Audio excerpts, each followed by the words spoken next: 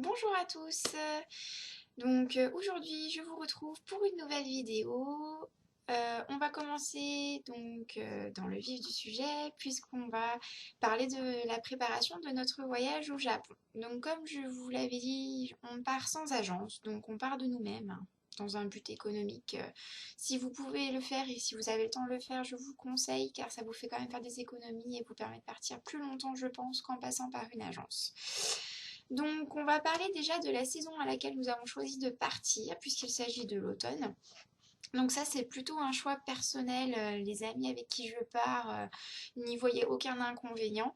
Moi, je tenais absolument à partir à l'automne parce que c'est une saison que j'aime beaucoup. Et je pense que là-bas, ça vaut vraiment le coup d'y aller aussi. Toutes les personnes que je connais qui sont parties à cette saison et qui ont pu également partir à d'autres saisons là-bas. Pour eux, l'automne, c'était une de leurs saisons préférées. Donc il fait encore très doux là-bas puisqu'il fait à peu près entre 15 et 20 degrés, je crois. Bon, la pluie, après ça, j'ai envie de vous dire, je pense qu'on en aura en 3 semaines. C'est un peu comme partout. Pour avoir 3 semaines de beau temps, là, je pense que c'est compliqué. Mais bon, ça fait partie du jeu, on va dire. Et puis, je me fais pas trop de soucis parce qu'il y a beaucoup de choses en intérieur à faire. Donc voilà, on adaptera notre programme en fonction de ça. Et il y a évidemment les fameux momiji. Donc, ce sont les érables japonais qui deviennent rougeoyants. Il paraît que c'est magnifique à voir, plein de couleurs, jaune, orange, rouge, enfin, l'automne, j'ai envie de vous dire. Mais bon, c'est un peu comme les fleurs de cerisier, voilà, au printemps, sauf que là, c'est les érables japonais qui deviennent rouges. Donc, c'est aussi populaire apparemment. Il y a autant de fêtes en automne qu'au printemps. Ça reste une période touristique, du coup. Mais je pense que ça va être très très beau à voir et j'ai très hâte.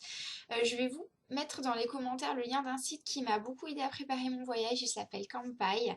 C'est un site qui est vraiment très très complet, vous avez tout dessus, justement les infos météo suivant les saisons où vous partez, quel temps il fait, dans quelle région, dans quelle ville, quelle fête il y a à voir. Vous avez un descriptif de toutes les villes, comment vous y rendre, le prix que ça coûte, les temples qu'il y a à voir, enfin toutes les choses qu'il y a à voir d'ailleurs, pas que les temples, mais c'était pour vous donner un exemple. Vous pouvez même louer des guides francophones si vous souhaitez avoir des guides sur place pour visiter. Enfin, il est vraiment super ce site. Moi, il m'a beaucoup aidé, donc je vous conseille de regarder si jamais voilà, vous décidez de partir de vous-même. Je vous conseille de regarder ce site. Il est vraiment très très bien. Euh, pour faire un point vite fait sur les autres saisons, je pense que toutes les saisons sont à voir au Japon. Après, ben, l'automne, je viens de vous en parler. L'hiver, bon, il neige pas mal. Il fait très froid, normal. Mais je pense que ça doit être très sympa aussi à la période de Noël, jour de l'an, avec les illuminations, tout ça. Je pense que ça doit être très beau à voir. Le printemps, ben, tout pareil, hein, même s'il fait encore un petit peu frais par moment. Les cerisiers, ça doit être magnifique à voir. Après, il faut avoir de la chance parce que pour le coup, c'est pas comme l'automne. Apparemment, l'éclosion des cerisiers est très rapide et ça dure pas très très longtemps. Donc voilà, je crois que c'est sur une semaine ou deux, si je vous dis pas de bêtises. Donc il faut vraiment avoir de la chance et partir à la bonne période pour les voir. Mais je pense que ça doit être très beau aussi. Et l'été, c'est une période où moi je ne serais pas partie personnellement. Après, ça dépend des goûts de chacun parce que il fait très chaud et très très humide. Moi, je sais que je suis pas une grosse fan des grosses chaleurs. Donc voilà, et alors en plus le taux d'humidité est énorme, donc je sais pas si on peut vraiment profiter, donc c'est sûr qu'il pleut pas trop. Il me semble que la saison des pluies c'est juin et au début octobre je crois. Mais bon pour le coup voilà, il fait vraiment très très très très très très chaud. C'est ce qu'on m'a dit, donc voilà, je vous le dis. Donc voilà pour ce qui est des saisons. Si vous avez des questions sur ça, vous n'hésitez pas. Maintenant je vais vous parler des billets d'avion. Comment on a fait pour les prendre? Alors nous, on s'y est pris énormément de temps à l'avance parce que, ben, comme on partait 3 semaines, on a forcément dû avoir l'accord de nos patrons, puis les prévenir avant pour qu'ils puissent s'organiser aussi. Moi, je sais que voilà, ma patronne va se retrouver toute seule pendant 3 semaines, donc ça va pas être facile pour elle. J'allais pas rechigner sur les dates. Donc on part donc du 27 octobre au 17 novembre, hein, je vous l'avais déjà dit. Dès qu'on a su que c'était bon, donc c'était fin janvier, on a pris nos billets d'avion fin janvier pour fin octobre. Faut prendre son temps. Hein, je veux dire, vous n'êtes pas non plus à une semaine près, il faut vraiment tout regarder. Nous, on a pris un comparateur de vol. Moi, j'ai pas trop de recul sur les voyages, hein, parce que comme je vous l'avais dit, c'est la première fois que je pars comme ça, billet d'avion, que je prends l'avion d'ailleurs tout court. Donc je sais pas si c'est le meilleur plan, les comparateurs de vol. Parfois, en passant directement par les compagnies, pour le même prix ou pas grand-chose de plus, vous pouvez avoir votre billet directement. Ce qui est peut-être mieux, je ne sais pas.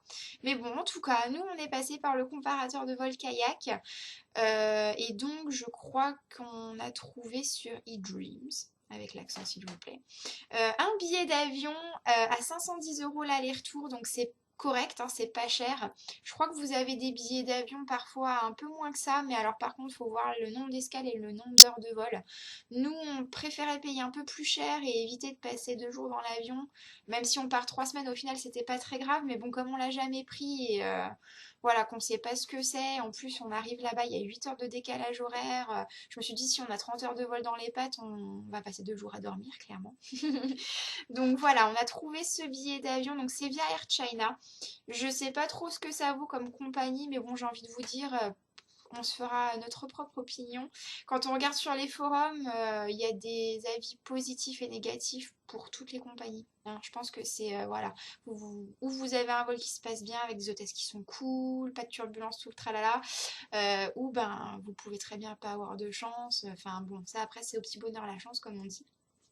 En même temps, pour le prix, on va pas être trop exigeant, hein. Même si la bouffe est pas bonne ou quoi que ce soit, je sais pas, que mon écran vidéo marche pas, j'ai envie de vous dire, du moment qu'on arrive sain et sauf, c'est le principal, on va pas être trop chiant. Donc 510 € l'aller-retour, on a juste 2 heures d'escale à Pékin, donc c'est franchement c'est bien. Ça nous fait du Paris-Pékin 8 heures, 2 heures d'escale, donc on pourra se dégourdir les jambes, on change pas de terminal, donc je pense pas qu'on aura besoin de trop courir, même si apparemment l'aéroport est quand même assez grand. Et puis après, ben, Pékin-Osaka, parce que du coup, on atterrit à Osaka. Je crois que c'est 4 heures, grosso modo. Donc, c'est relativement correct, hein. Juste 2 heures d'escale pour 510 €. Franchement, pour moi, c'est une bonne affaire. Donc, voilà. Voilà pour nos billets d'avion. On espère juste qu'on arrivera à avoir 4 places côte à côte, parce que voilà, ce serait bien qu'on puisse s'étaler les uns sur les autres pour le coup. Donc ça, on vous dira ça quand on y sera le moment venu à la fin de l'année. De toute façon, ce sera filmé, je pense. On vous fera des petites vidéos dans l'avion, tout ça. Et puis voilà, bah, je crois qu'on a terminé. Je vous ai parlé donc des saisons, des billets d'avion. Je vous mets dans les commentaires le lien pour le site Campai, hein, que je vous conseille fortement. Quand je vous parlerai plus tard dans les vidéos du programme, tout ça, je vous montrerai des bouquins que j'avais achetés aussi qui m'ont pas mal aidé, puis qu'on emmènera d'ailleurs, je pense. Donc voilà, n'hésitez pas à aller voir ces liens. Je vous mets aussi le lien de kayak au cas où, hein, vous vouliez faire une simulation de vol, si ça peut vous donner envie de partir. Si la vidéo vous a plu, n'hésitez pas à la partager et à vous abonner. Je vais en publier d'autres bientôt, hein, pour parler des hébergements, tout ça, du programme. Et puis ben, en attendant, je vous souhaite une bonne fin de journée, une bonne fin de soirée. Et puis ben, je vous dis à bientôt.